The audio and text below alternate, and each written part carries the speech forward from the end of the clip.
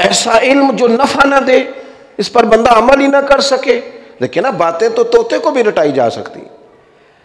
इल्म इसलिए हासिल करें, अल्लाह के हबीब अलैहिस्सलाम ने फरमाया जिसने दीन का इल्म इसलिए पढ़ा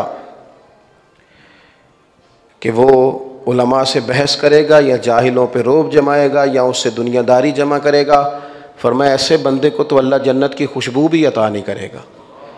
इल्म सीखें फिर उस पर अमल करें, मिजाज हो अमल करने का, तबीयत हो, यानी जो सीखें उसे अमली ज़िंदगी में नाफिज करने की कोशिश करें। हमारे बहुत सारे बुजुर्ग ऐसे थे जिनका अमल देख कर लोग पूछते थे कि जनाब ये जो आपने काम किया, तो फिर वो किताब का नाम बताते थे। फिर वो हज़रत इमाम जाफ़र सादिक रदी अल्लाह ताला अन्हु से किसी ने कहा मैं दीन की तबलीग करना चाहता हूँ, कोई तरीका बताएं। आपकी तवज्जो है मेरी बात पर।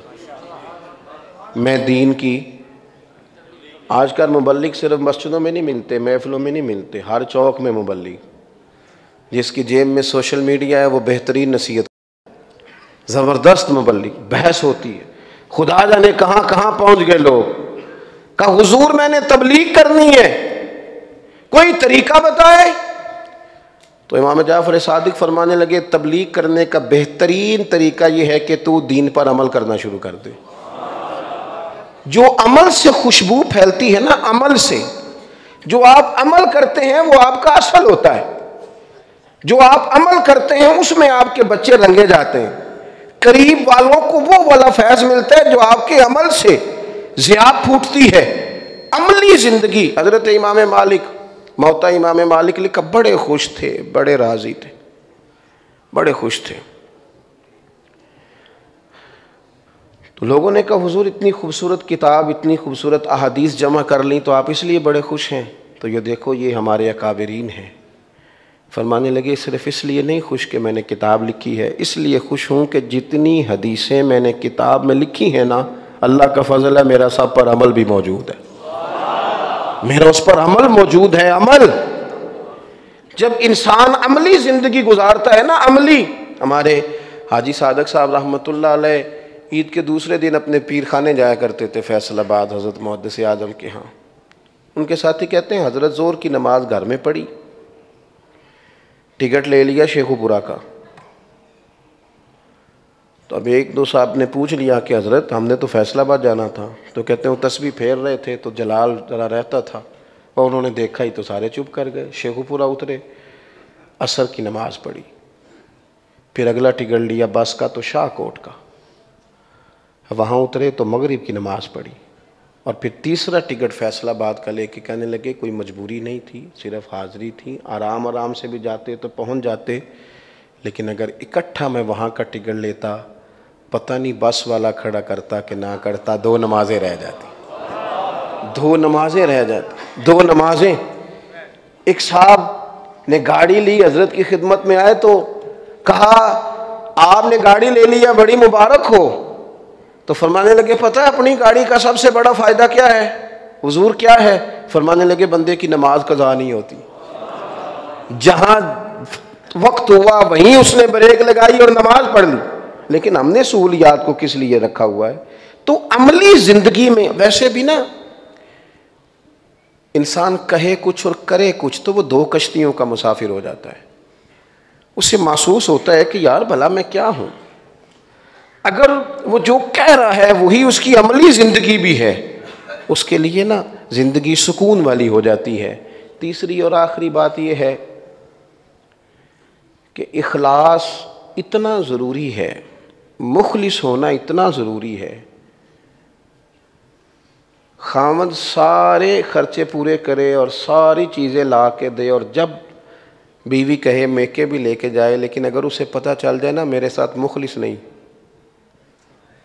तो वो घर चल सकता। खामद सारा कुछ बर्दाश्त कर लेता है, होटल से भी रोटी खा लेता है, कपड़े भी कहीं से धुला लेता है, लेकिन खुदा न खास्ता उसे पता चले कि मामला कोई और भी है तो वो घर चल सकता। इखलास ना हो तो घर नहीं चलता, तो दीन पूरा कैसे चलेगा? मुखलिस लोग जो होते हैं ना, मुखलिस, वो बड़ी आसूदा ज़िंदगी गुजारते हैं। ये जो रियाकारी होती है ना, रियाकारी, दिखावा, ये बुनियादी तौर पर अदाकारी होती है।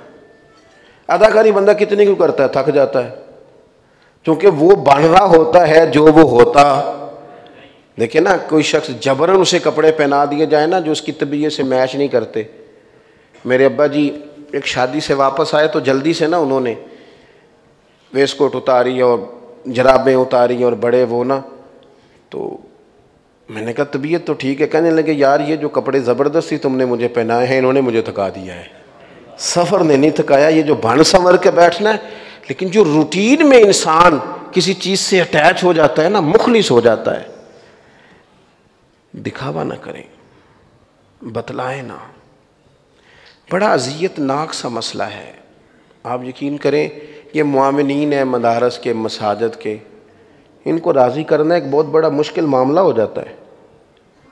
यानी वो इतना खूबसूरत काम कराया, इतनी सोनी टाइलें लगवाई हैं और आखिरी टाइल पे अपना नाम लिख दिया है।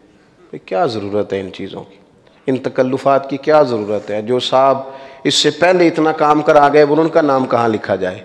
ज़िंदगी में इखलास हो। इंसान जो काम करे वो अल्लाह की रज़ा के लिए करे, वो रसूल कायनात सल्लल्लाहु ताला अलैहि वसल्लम की खुशनुदी के लिए करे। अपनी ज़िंदगी में दिखलावा छोड़ दें। अल्लाह के हुजूर हाजिर होना है और बंदों को वैसे भी राज़ी नहीं किया जा सकता, इसलिए कि दुनियादारों की तरजीहात तो रोज़ बदलती हैं। आप एक क्वालिटी पैदा करते हैं तो नई तरजीह आ जाती है। हर आदमी आपको अपने ज़ाविया निगाह से देखना चाहता है और अपने नुक्ता नज़र के मुताबिक रखना चाहता है। मुखलिस हो जाएं, मुखलिस इखलास वाली ज़िंदगी गुजारें।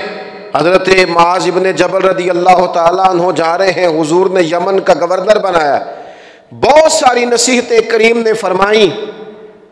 हज़रत मुआज़ अर्ज़ करने लगे हुजूर मुझे कोई ख़ास नसीहत भी फरमा दें।